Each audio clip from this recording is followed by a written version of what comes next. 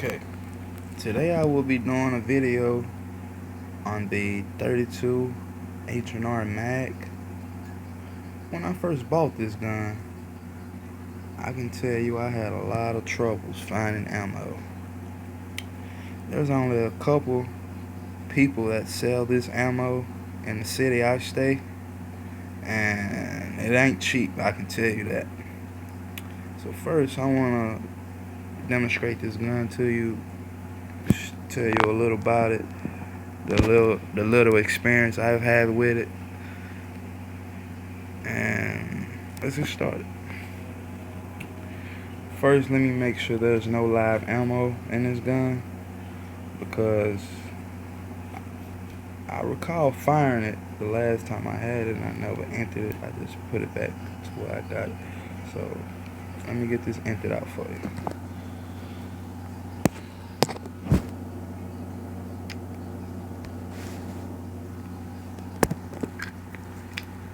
Okay, so there is ammo in there.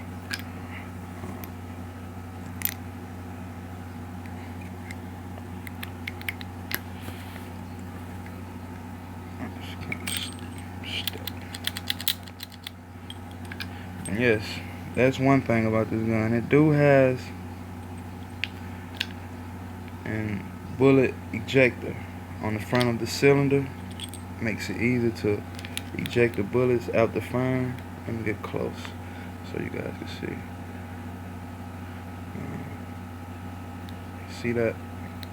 See how that cylinder come out? It does hold 5 rounds. I've put over probably 20,000 rounds through this gun. That's one of the reasons I really stopped shooting, because of the ammo price. It's $1 a bullet. 20 bucks for 20 bucks of the federal ammo.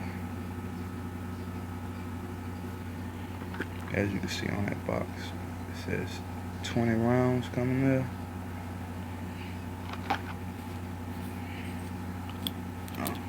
I also want to show you these shells. These shells, they're empty. I bought one bullet out to show you guys how the lead of that look. It's really a powerful gun. It puts me in mind of a 38.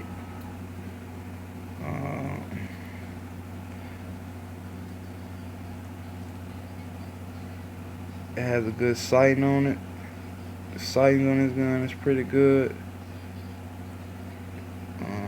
You can call it a 3-dot sight. And trigger pull. It got a heavy trigger pull. You can see that. Probably a 6-pound trigger pull.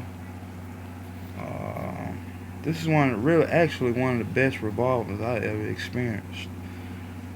The 38s has a lot of recoil, and this gun has no recoil at all. It's accurate. It's nickel plated. Some of the nickel plating is actually coming off, but it's a nice gun. Another thing I wanted to tell you about this gun is that the barrel. It has a huge barrel. The barrel is really big, and